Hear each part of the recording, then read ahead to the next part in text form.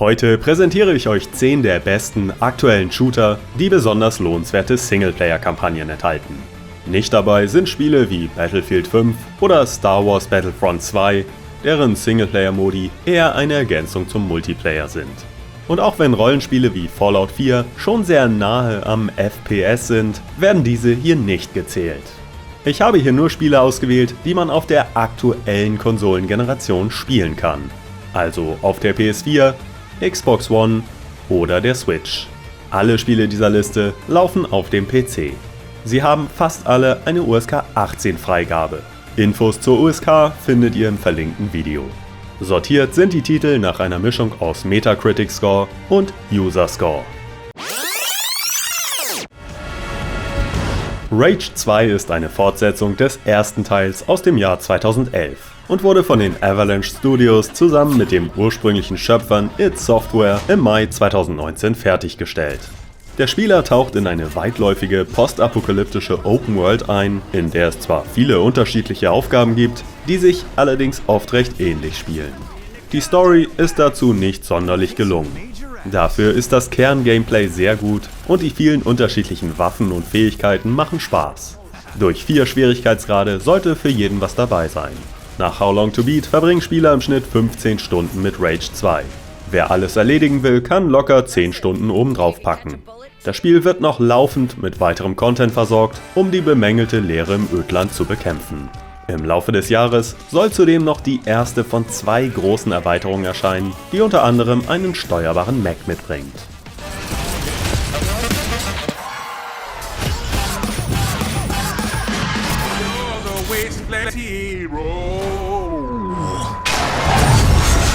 Shadow Warrior 2 erschien im Oktober 2016 für den PC und im Mai 2017 für die PS4 und Xbox One. Allerdings erschien die Konsolenfassung nicht offiziell in Deutschland, sodass ihr euch hier eine internationale Fassung schnappen müsst. Der Titel geht in Richtung eines Loot-Shooters und lässt sich mit bis zu 4 Spielern im Koop spielen.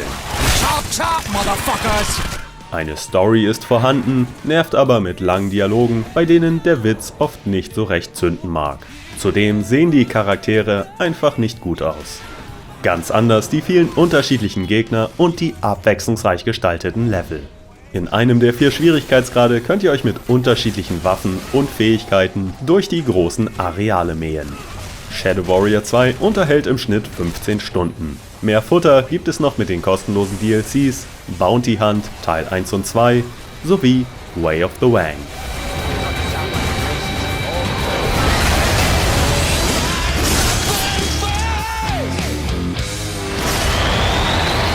Die Bulletstorm Full Clip Edition ist eine Neuauflage des ursprünglich 2011 erschienenen Spiels von People Can Fly und Epic Games.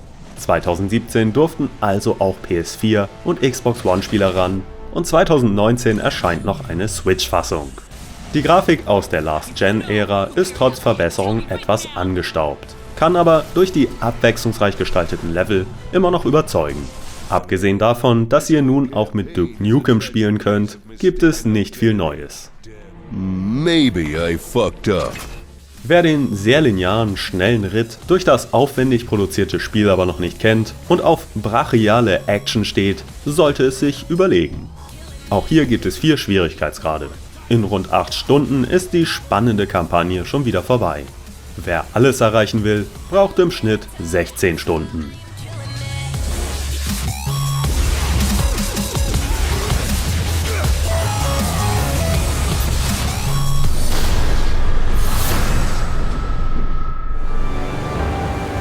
Metro Exodus aus Februar 2019 basiert wie schon 2033 und Last Light auf den Roman von Dmitri Glukhovsky.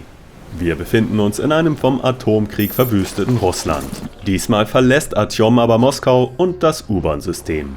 Der Shooter hat eine sehr lebendige Welt und interessante Geschichten zu bieten. Schade, dass unser Protagonist stumm ist, was so manches Mal die sonst tolle Atmosphäre verdirbt. Die Gegner-KI überzeugt dazu leider oft nicht. Die Umgebung und die Mischung aus linearen und offenen Levels sind jedoch sehr gut gelungen. Dazu gibt es gute Crafting-Elemente und man kann sich oft entscheiden, ob man lieber unauffällig oder brachial vorgehen möchte. Es gibt 5 Schwierigkeitsgrade und eine Quicksave-Funktion. Im Schnitt werdet ihr 20 Stunden mit der Kampagne verbringen. Zusätzlich werden noch 2 Story-Erweiterungen erscheinen.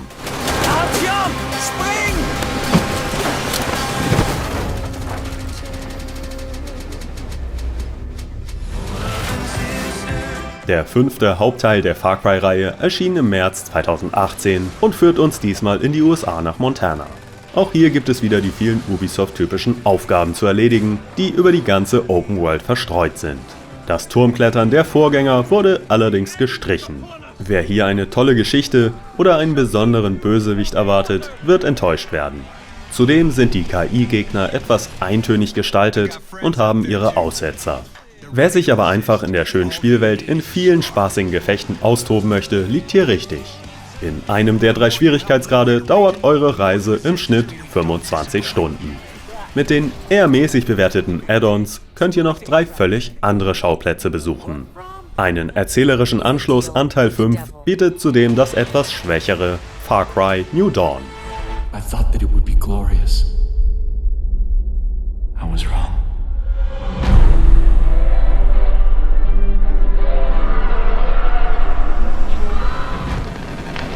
Superhot ist auf jeden Fall der Sonderling dieser Liste.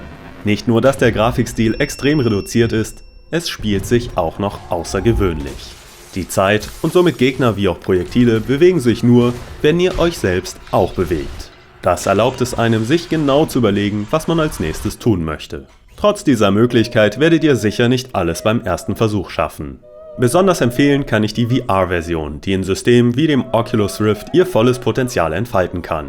Hier fühlt man sich trotz der schlichten Optik wie Neo in der Matrix, da man Kugeln in Zeitlupe ausweichen und die virtuellen Gegner selbst umboxen kann.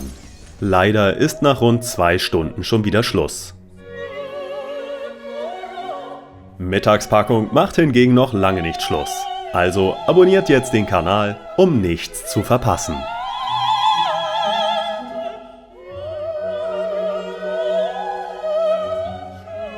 Super hot.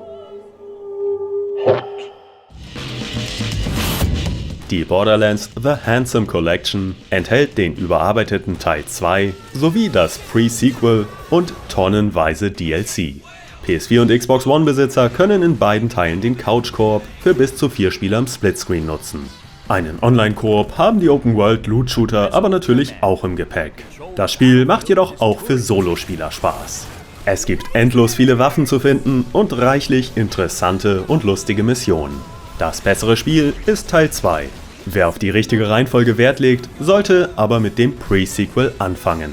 Die Grafik ist natürlich nicht mehr der Hammer, aber seit April 2019 ist immerhin ein Update für die PS4 Pro, Xbox One X und den PC verfügbar, das hochauflösende Texturen liefert. Im Schnitt beschäftigt das Pack 76 Stunden. Es ist aber leicht auch doppelt so viel drin. Am 13. September 2019 erscheint der 3. Teil, der nicht viel anders zu machen scheint. Und das ist auch gut so.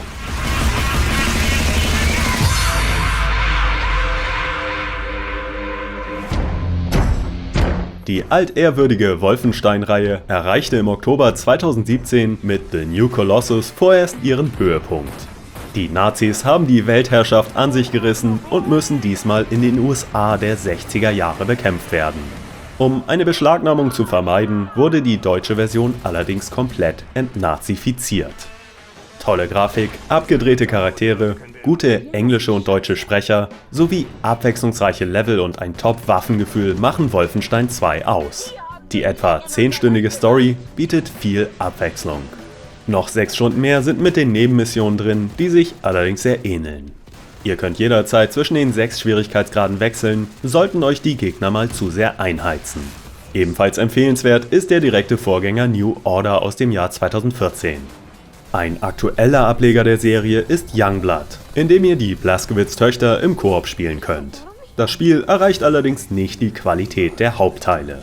Links liegen lassen sollte man auf jeden Fall das unvollständig wirkende VR-Spiel Wolfenstein Cyberpilot.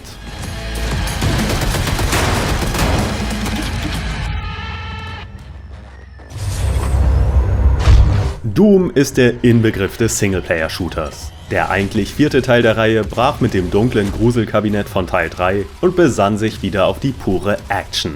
Mit einem druckvollen Soundtrack, stimmiger Grafik und tollen Animationen liefert id Software hier 1A Qualität. Das Spiel ist schnell und fordernd, das Waffenhandling ist einwandfrei und durch Waffen-Upgrades gibt es Variationen. Ihr könnt mit 10 bis 15 Stunden Spielzeit rechnen und habt dabei 5 Schwierigkeitsgrade zur Auswahl. Eine wirkliche Story sollte man allerdings nicht erwarten. Dafür wird man auch nicht lange aufgehalten und kann schnell weiter Dämonen schnetzeln. Es hätte gerne mehr neue Gegnertypen geben können. Das soll der Nachfolger Doom Eternal ausbügeln, der am 22. November 2019 erscheinen wird und vieles richtig zu machen scheint. Vielleicht findet diesmal auch der Multiplayer mit dem neuen Battle Mode mehr Beachtung als der von Doom 2016.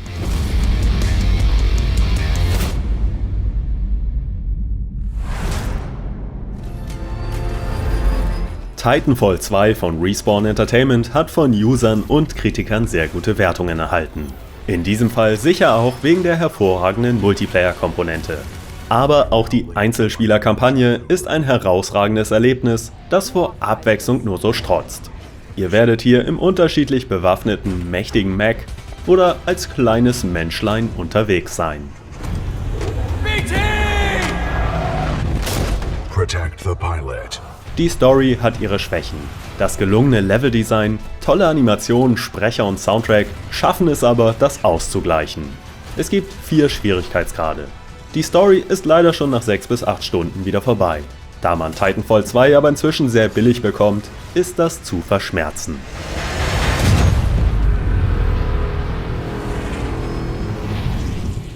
Welche Singleplayer-Shooter könnt ihr noch empfehlen? Oder hat euch die Kampagne eines Multiplayer-Shooters gepackt? Schreibt es doch in die Kommentare. Wenn euch das Video gefallen hat, abonniert am besten den Kanal. Wenn ihr Mittagspackung unterstützen wollt, schaut doch gerne mal auf der verlinkten Patreon-Seite vorbei. Vielen Dank und bis zum nächsten Mal. Tschüss!